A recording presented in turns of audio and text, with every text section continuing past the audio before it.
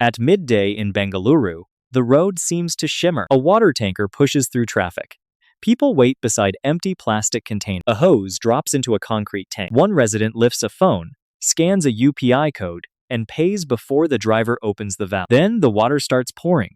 It looks like a simple purchase. But that water arrives with a driver, a truck, fuel, a pump, a road, and someone who already knows where the water is. Miss enough deliveries, and taps, toilets, and kitchens stop working. The hose shakes as water crashes into the tank. And beneath that sound, the traffic begins to fade. Concrete becomes stone. The rubber hose becomes a narrow stream slipping through rock. The hand holding the phone leaves the frame. A dust-covered hand presses into damp sand. This water arrived in a truck. 50,000 years ago, nobody delivered. Imagine the Jurreru Valley in southern India at the end of a dry season. The monsoon has been gone for months. A seasonal river has broken into separate pools. Grass on the higher ground has turned yellow. Darker vegetation follows the valley floor. A small human group stops on a rocky slope. Below them is water. A child starts downhill. An adult catches the child by the arm because finding water was not the end of the problem. It was where the next problem began. There were no pipes, no treatment plants, no laboratory tests, no tanker numbers, and no bottled water waiting beyond the next. So how did prehistoric humans survive without a clean water system? The obvious answer is simple. They became thirsty, searched the landscape, found a pool, and drank. For an entire group, that sequence began too late. By the time everyone was desperate, children were slowing down. Adults were tired. Every wrong turn consumed more daylight and more water from the body, and desperation made the first visible pool harder to reject, even when the mud around it was covered in warnings. The real skill was not finding water at the last possible moment. It was leaving the previous source early enough to reach the next one. Water was not an emergency destination. It was part of the route, and even after reaching it, they still had to decide whether drinking there was worth the risk. A waterhole kept animals alive. That made it one of the busiest places in the valley. Deer came to drink. Wild cattle came. Elephants might use the same narrow approach, and predators understood the timetable too.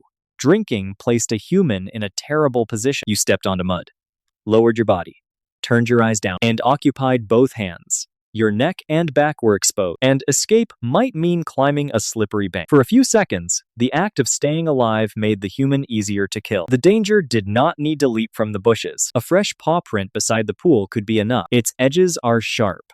Water is still filling the deepest part, so the group remains above the pool. First test was not the water itself. It was the ground around. From higher ground, experienced adults could see where large animals entered, where reeds were crushed, and whether the bank forced people into a blind corner. Tracks could point toward water. They could also point toward the animals already using. The waterhole had no queue, no security guard, and absolutely no respect for personal space.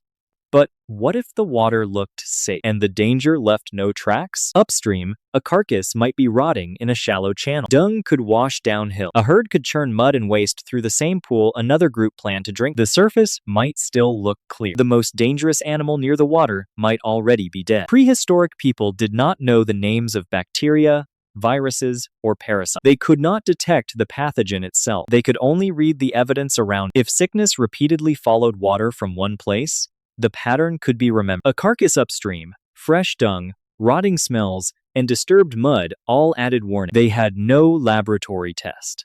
Their test was the surrounding landscape. They could look upstream, avoid the place where a herd had stirred the bottom, and compare a crowded, stagnant pool with a source showing fewer warning signs. None of this made the water clean by modern standards. Survival did not require perfectly clean water. It required repeatedly rejecting the worst water. Then came a harder question. Where would they drink tomorrow? The answer had to exist in someone's memory before the group left. Modern Bengaluru stores water knowledge in reservoir readings, pipe maps, tanker routes, phone numbers, and control rooms. Prehistoric groups stored it in people. Experienced adults remembered which pools lasted late into the dry season, which dry riverbeds still held damp sand, and where darker vegetation marked lower, wetter ground. Some rock basins collected rain. A shallow basin exposed to the sun might dry quick. A deeper hollow in shade might last long. The useful information was not simply that rock could hold water. It was knowing which rock, in which valley, after which season. Remembering one pool could save a day. Remembering the route between several pools could save a group. Those sources also had to be close enough for children, older adults, and anyone carrying food or tools. But knowing where the next source was still did not answer the most dangerous question. When should they leave? Leave too late, and the group began the journey already weak. Leave too early, and they abandoned water that might have supported several more days of gathering food nearby. So, the problem was no longer simply finding water. It was choosing between two risks. Stay, and the current pool might disappear. Leave, and the next one might already be dry. How much water remained? How far was the next source? Could the youngest members complete the walk before midday heat? Was there another route if the next pool had failed? And memory created another danger. An old memory could become a trap. A pool that lasted one dry season might fail in the next. A storm could fill an empty rock hollow. Carcass or herd could make a familiar source dangerous. That is why the map could not simply be inherited. It had to be updated. A returning forager might report that a channel still held water. Another might return with news that the old pool was gone. The group was not wandering until it got lucky. It was choosing when to leave, which route to take, and which source to risk next. But a map stored in one person was fragile. If that person died before passing it on, part of the valley could disappear from the group's usable world. So children learned the landscape while moving through it. There was no classroom, no written safety manual. The ground was the manual. An adult could compare a child's hand with a fresh track, point to wet dung or broken reeds, and show the darker, cooler sand beneath a dry surface. The lessons were attached to real places and real decisions. Do not run toward visible water. Look before walking down. Do not drink below a carcass. Remember the shaded basin beyond the ridge. Leave before the old pool disappears. A modern child who forgets a safety rule may receive another warning. Prehistoric child could become the reason the warning was remembered. No single clue was reliable. Green plants did not guarantee drinkable water. Animal tracks did not guarantee safety. Clear water did not guarantee health. And a familiar pool did not guarantee that this year would resemble the last. So groups combined clues.